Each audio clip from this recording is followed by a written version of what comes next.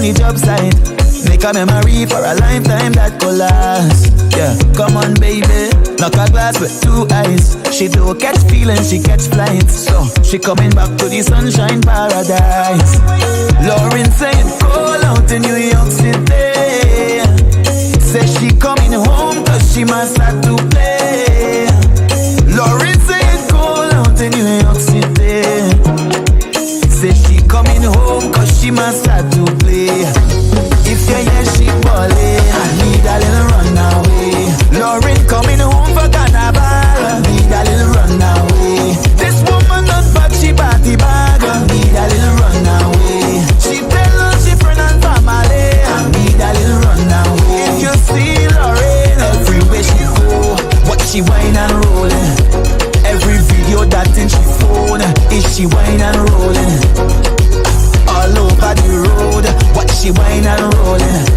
When the rhythm hitting she soul, what she whine and rollin'.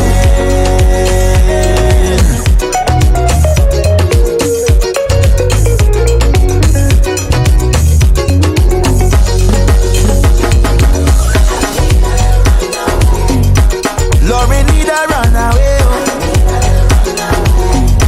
so she come down Trinbago. Lauren need a runaway.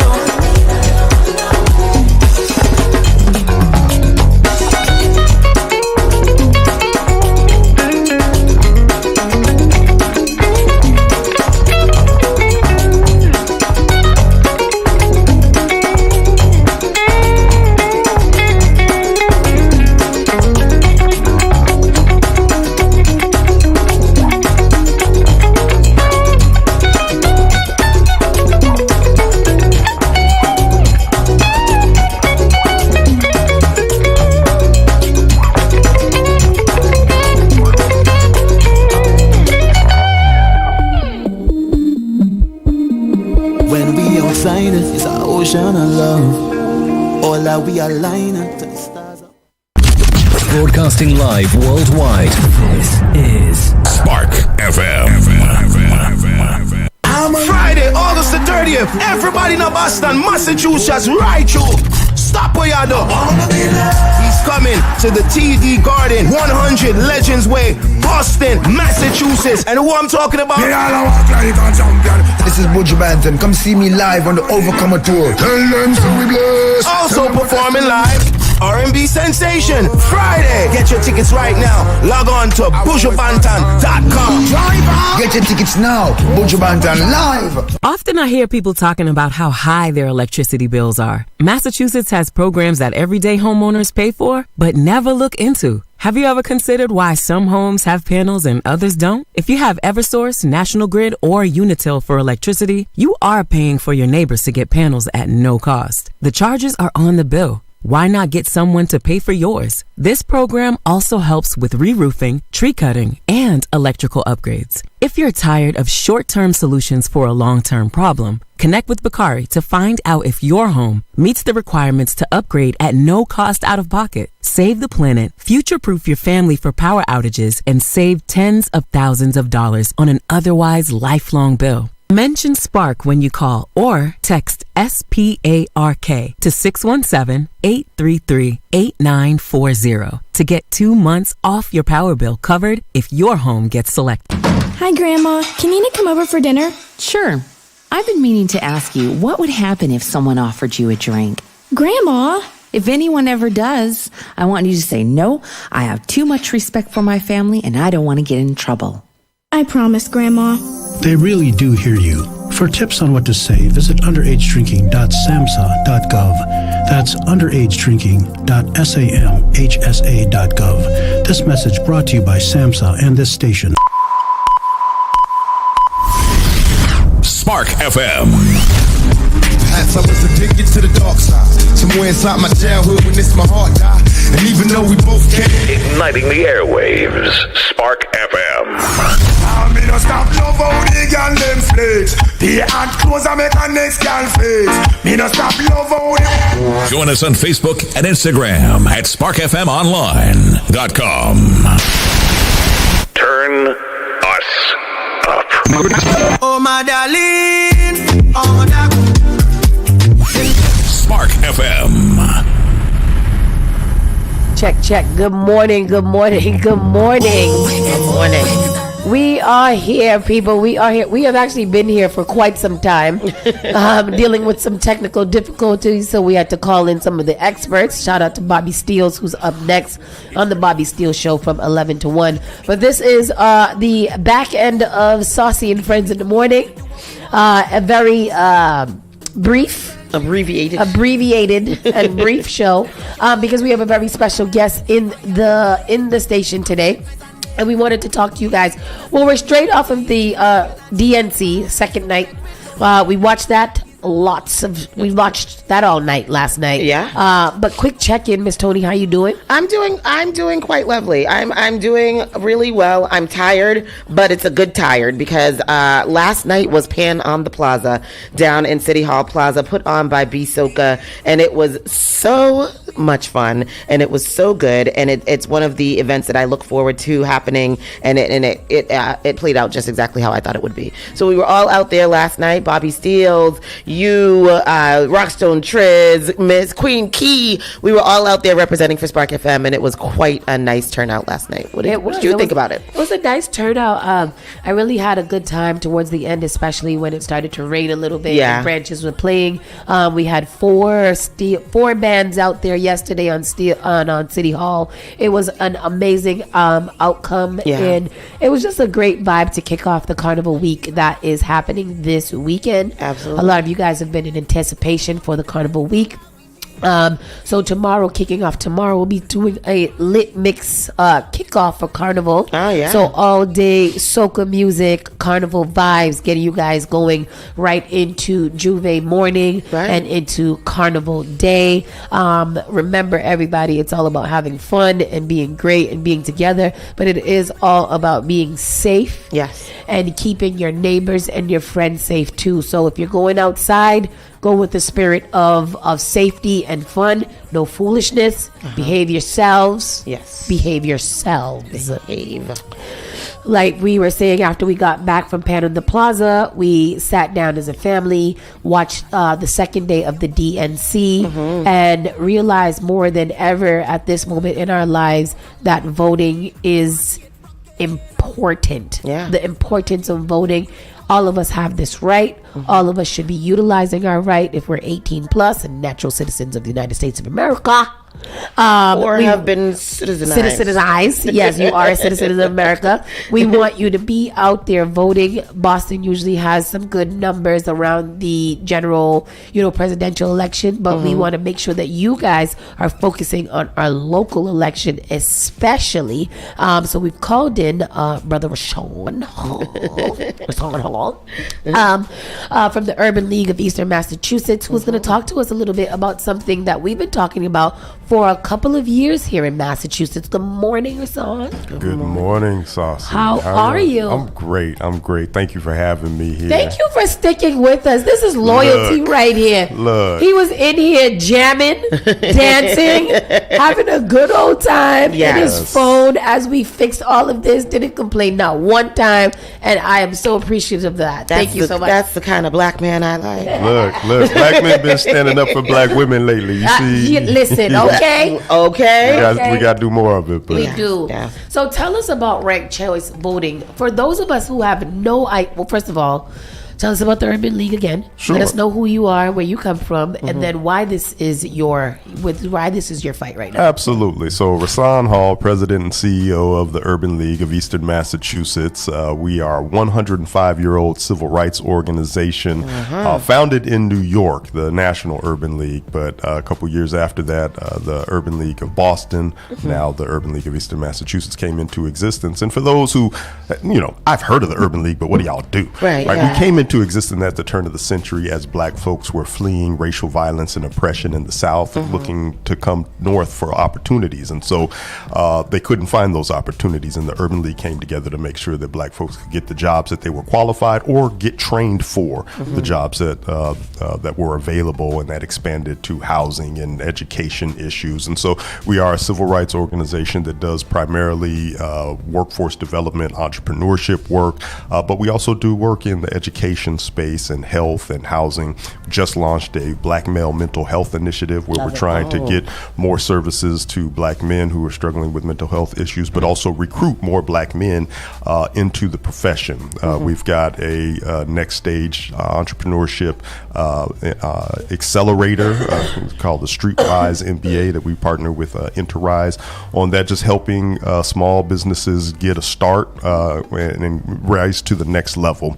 So we do a variety of things, and a part of the National Urban League's campaign right now is the D3, which is Defend Democracy, Demand Diversity, and Defeat Poverty. Ooh, and so I like that. Exactly. So D3. That first D, defending democracy, bringing us to your question, is a critical issue. We need to make sure that we are defending democracy by having a robust electoral participation strategy. Absolutely. And so, separate and apart from getting folks registered to vote, which is critical, and turning out the vote, making sure that people are actually going to vote, we want to also think long-term strategies about how we make sure more people get engaged in the voting process. And to be clear, the Urban League is a 501c3, nonprofit, nonpartisan, non-electioneering organization. So we don't support or endorse any candidates for any political office, but we do endorse and support people being civically engaged and voting their conscience.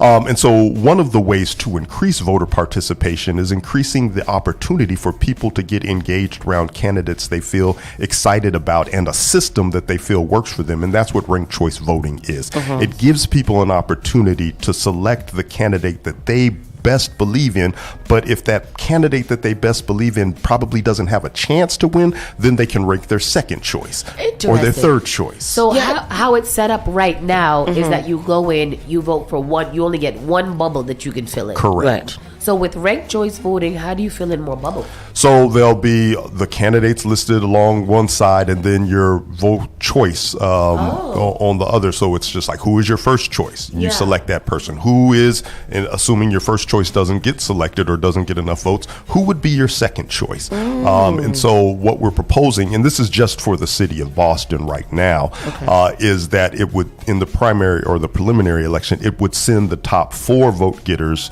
to the general election, and then people could rank their votes by choice, first, second, third, or fourth. And it doesn't require that you have to select 4 people, because there could be like, this is my candidate and I wouldn't be pleased with nobody else. Then that's fine. But if you're like, the candidate I believe in probably doesn't stand a chance, but I'm still going to cast my vote for them. But in the event they don't make it, here's the person that I could live with or feel confident. And what the data has shown is, one, that increases participation. It increases opportunity for women and people of color who are running, because that whole conversation around electability, people sometimes don't make it because they wonder, is that person electable? And that's a deeply racist and misogynistic charged statement, but the reality is, people kind of make decisions based on that. But it also increases the likelihood that candidates will be less divisive, because if you have the chance of having someone mark you as their second choice, you might not dog their favorite candidate as much, right? So because if I ultimately want to get you to vote for me, I might not be your first choice. But if the person that you are adamantly supporting, if I'm out here running them through the mud, reading them for filth, then that probably turns off potential voters. So it has the potential of civilizing, to the extent that that's possible, the electoral process. That's so interesting. I remember first being introduced to ranked choice voting by Carlos Enriquez when he was telling me about that, and I was like, that's so awesome. What's the controversy surrounding ranked choice voting? Well, what the opponents say is that it's complicated. Like, people will not understand how to rank their choices. But the way that we've, in the Ranked Choice Boston Coalition, which is made up of several nonprofit organizations, civic engagement organization, and is chaired by myself, Cheryl Crawford, who is the executive director of Mass Vote, and Tanisha Sullivan, who is the president of the Boston branch NAACP, is to have demonstrations of ranked choice voting. And so we'll go to particular communities and identify the food that folks are, more likely or more inclined to be associated with. So we went to East Boston and we had a ranked choice empanada contest. Yes. We did something at Hibernian Hall where we had patties contest. So it was like, what's your first choice? Beef patty, chicken patty, veggie patty. And so in the empanadas, it was carne, it was shrimp, it was chicken. And people like, the carne was my favorite. Yeah. But, the chicken was okay. And shrimp was right? And so what happens is the lowest vote getters are excluded. Let me start over. If one candidate does not get over 50% of the vote, then they go through the ranking process, which is to eliminate the lowest vote getters, and then tally what the first choice votes are, what the second choice votes are. And then from that process, they narrow the field down to the candidate that has the most overall votes, whether it's first choice, their second choice, or third choice.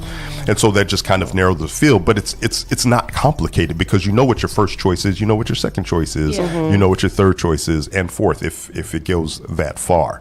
And so that's been the primary pushback. I think the unspoken part is that more establishment candidates are concerned because the people who have grassroots movements or don't have the political backing and infrastructure to run a high-level campaign may be the folks who actually rise to the top. And so that kind of disrupts the political establishment that exists. But that's not a bad thing. It's absolutely not a bad thing. It's a great thing. And like I said, that's the unspoken part of why people would oppose it. I mean, the main talking point is that it's confusing. The other part is, the unspoken part is, it may disrupt the status quo. That's so interesting that they would say it would be confusing.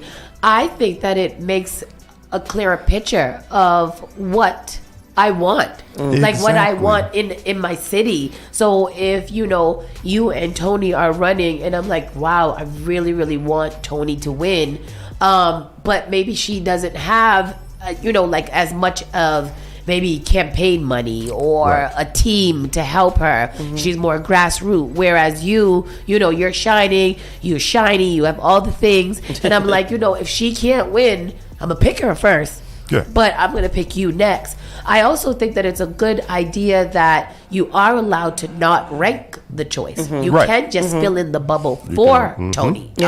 That's all I want to see win. How does that increase or decrease her chances of win if a lot of people are like, I'm not going to rank choice, even though I have the option, I'm just going to continue to pick her. Does that make her stronger? Well, it doesn't decrease her choices. I mean, let me say this. The more people who pick Tony as their first choice, she's going to get those first choice votes. But if there are people who possibly would consider Tony, maybe not as their first choice, but maybe as their second or third choice, if they choose not to, then that limits the ability for her to get considered beyond that first round. But if there are people who are adamant, like, this is the only candidate that would advocate for me or holds my views, all these others I don't like, then it's perfectly appropriate to just mark that one. So maybe that's where the confusion gets in. It's like, I'm not allowed to, I don't want to rank choice. You don't have to, but you do have the option. You have the option to. So for me, to like very, very basic, somebody would be like, well, what's the point of that? So what would you what the answer? What the point of ranking? Yes. is I think it's realistically it's leveling the playing field a little bit, because again, there are people who would probably not make it out of the first round because people make decisions about what they see as the practical realities of politics. Like, this person isn't going to get enough votes, so I'm not going to quote unquote waste my vote. Or the other issue is people say, well, we can't have all these black people running for mayor because that's going to split the black vote. And I think that's probably a more salient point, is that people, because like when we had Andrea and Kim running for mayor at the same time, people were just like, going to people's houses saying you need to sit down and not be in, like, how are we going to tell somebody not to run for office? But the concern was, this is going to split the black vote. With ranked choice voting, people could say, Mayor Janey is my first choice, but I'm down with Andrea Campbell, so she'll be my second choice, right? And that gives people an opportunity to not have their vote necessarily split because if none of those candidates, whether it was Anissa Asabi George or Mayor Wu, if none of them got over 50% of the vote, then we would go to what are the second choices to add that to the tally. I like that. Exactly. I'm wondering how come that's not why that's not more of a widely foreign practice. So we had it as a ballot initiative in Massachusetts a couple years ago. I remember that. Right, Yeah. and it lost at the state level, but 62% of Boston voters voted in favor of ranked choice voting. Yeah. So that's why, and I think it's one of those things, something new can often be seen as different Yeah. or People don't as like scary. change. People do not like change. Yeah. And so, but Boston, generally speaking, is a little more progressive minding and forward thinking. And that's why you saw 62% of the vote in Boston, Boston voters, supporting it. And so the hope is that if we can pass it in Boston, because it is the capital of the Commonwealth and it's a larger media market, more people will see it and see how it works, and the word will begin to spread, and other municipalities will adopt it, and potentially we can pass it statewide. So why would it at 62% of the vote, why would it stop? How did it get stopped at the state level? Because it was only 62% of Boston voters, but statewide. Yeah, Right, statewide. Okay, It didn't. got you. Right. Okay, and so then if Boston does it, does that affect anything for the other cities and municipalities? It and doesn't everything? beyond influence. Oh, okay. Right. Okay. So what's happening now is the Boston City Council is going to move forward a home rule petition, and then if the City Council approves it, then it goes to the mayor for the mayor's approval, and then it goes to the state legislature for them to approve this home rule petition. This is a teaching station. So when you say home rule petition, what does that mean? So when a local municipality, whether a city or town, wants to change something, some aspect of their charter or how their municipality is organized, or in this instance, how it votes, that's something that has to be changed at the state level. Okay. And so a home rule petition is the municipality making a petition to change one of the rules of their home, right? And so that's why it has to be approved by the city council and by the mayor. And then it's saying the city of Boston is saying to the legislature, this is what we want. But because state law governs this particular issue, you all need to approve us changing it. And so now, as an extra level of accountability and process, the home rule petition language includes a provision that once it's passed at the state level, it could potentially be voted on by the city of Boston. So that way you get the guarantee that the city of Boston has entirely approved this, as opposed to just the city council, the mayor, and some lawmakers. Nice. You bring it back for a vote for the city of Boston. But they could just as easily, I think, do the home rule petition, put it in front of the legislature, and the legislature passes home rule. Ranked choice voting. What can we as citizens do now to help support this, or is it above us now? It's definitely not above. It's above. I'm sorry. It's above me now. Right, I'm sorry. right. It's above me now. It's above me now. I voted for it when it was at that time. And so what you can do right now is call your city councilors, and let them know that this is something that you want to see them pass. And there are certainly the city councilors who are in support of it. City Council President Ruth Z. Louis-Jean, Enrique Pepin, Henry Santana, Julia Mejia, Tanya Fernandez Anderson, several others have expressed their support as well. But it's good for them to still hear from their constituents. But also call your state rep and state senator and make sure that they know that you want to see this home rule petition passed. Now, you can start phone banking and calling lawmakers from other parts of the state. It's always good for lawmakers to hear from concerned residents. The reality is, if you're not in their district, they probably don't care. So to that point, if you know people who live in other districts, encourage them to call their state lawmakers, their state rep, their state senator, and that if the Boston home rule petition comes forward for ranked choice voting, that they would vote in support of that. Okay. So you said influence other cities, if this passes in Boston. Are there any cities right now that are actually thinking about this as well? So Cambridge already has ranked choice voting. Cambridge is extremely progressive. And it works. And it works for the city of Cambridge. And off the top of my head, I don't know what Probably other Somerville cities. next. Right. Yeah. Sounds right. Yep. Sounds on brand. Okay, so this is great. If this does, we would see this. When would the earliest we would see this happen on our ballots? I mean, I believe it's, I think, if I remember correctly, the 2026. 2026, okay. Or, well, the next municipal elections are 25. So I don't know that it would be turned around that quickly. Yeah. So probably the next municipal So elections we're after that. we're in the early phases. Well, this is an early phase, but a continuation of something that's been happening for a long time. And I Does think it that, seem more positive? Do you see it going in the yeah, absolutely. direction I think it does. And I think this is a valuable lesson for your listeners as well when we think about politics and political movements and the impact of our advocacy and involvement. Things don't happen overnight. Yeah. Right. And people get frustrated when there's like, well, I supported this candidate or I supported this issue and it didn't happen. It's like sometimes first time out the gate, it ain't going to work. It's And not. so there's a cycle, a policy cycle, electoral cycle that requires the consistency of people's engagement. And so just like voting for the presidential election, people were just like, I voted for this candidate and they won and I haven't seen my life change. It's just like, well, that ain't where it stops. Yeah. It's an ongoing process of accountability and engagement at the local level. And so with ranked choice voting, we had a ballot initiative a while ago, but even before that, people were trying to push it at the municipal level. So we're just now getting to the point where it is likely to be enacted in Boston, and it'll probably a couple more years before we see it again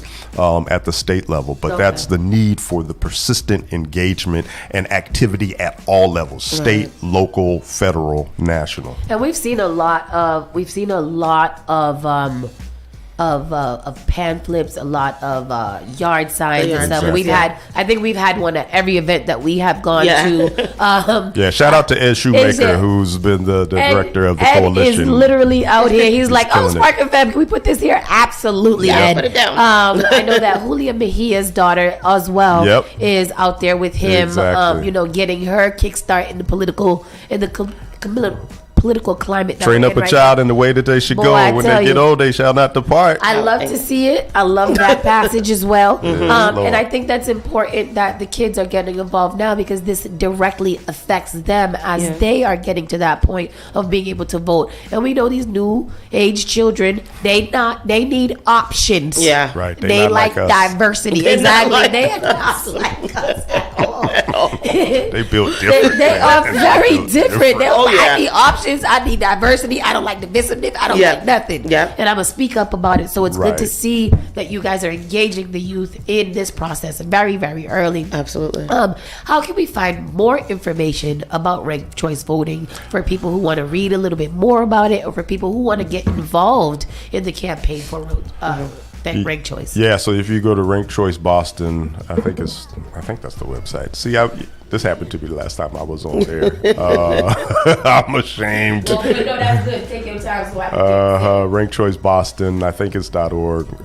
But if you just Google Ranked Choice Boston, you're going to find the website. Yep, rankchoiceboston.org. Yay! Yeah, you did it! Yeah, so rankchoiceboston.org, And you're going to find more information. Yeah. Putting it up on the screen so you guys can see what it looks like. You just go down there, look at it, watch some videos, watch the mission, read the mission, and really kind of get into, the people that are behind this and what this means for our city. I think it's amazing. I think it's a really good thing, because it really absolutely. kind of gives us more options. certainly Like a does. lot of times we have leaders in the community that we're waiting to emerge, and they might need a little boost. So ranked choice might give them that little It sure I does. definitely that they need, so. And then where can we find more information about the Urban League and what's going on with the Urban League? You can find more information about the Urban League of Eastern Massachusetts at our website, ULEM, as in Massachusetts.org. And you'll find one of the things that we got coming up is our 105th anniversary gala on November 9th. It will be at Gillette Stadium. Oh, nice.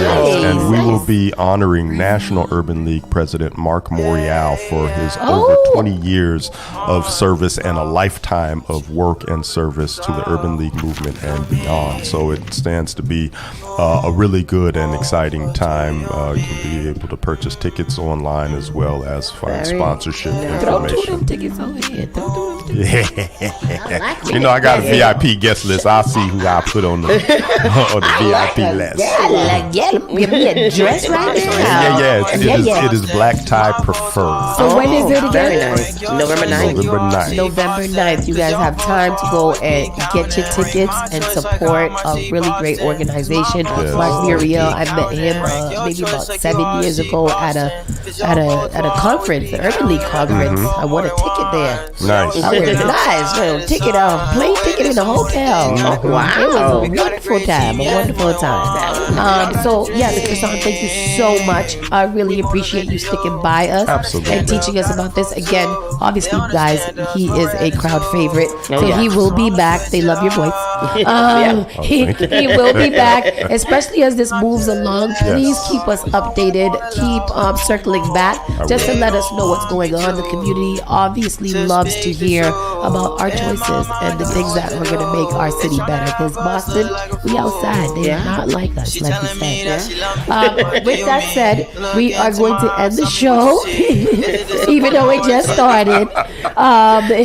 And we'll see you guys. Well, tomorrow kicks off Carnival Lit Mix Week. So starting from 8 o'clock in the morning, we're going to have some really great DJs in here kicking off. I think their Super Bones is going to kick us off at 8 o'clock. We'll have a little break to talk to a couple of guests about events that are going on. We'll talk to Ola, and we'll also talk to Mandy from Everybody's Got to Eat. And then from there, you guys are going to be inundated with lots of soca, calypso, and Caribbean vibes leading into Juve morning and Carnival day. Thank you so much, Mr. Hall, for joining us again. You are welcome. And Thank we'll you. see you soon. All right, I'm ready for the road. Yeah. He is ready for the road. People, we will see you guys very, very soon. Thank you for tuning in. Appreciate you guys so much for sticking to us and the patience that you have. Yes. And we will see you later. See you tomorrow. Bye. Bye-bye. That was awesome. Thank you so much for your patience.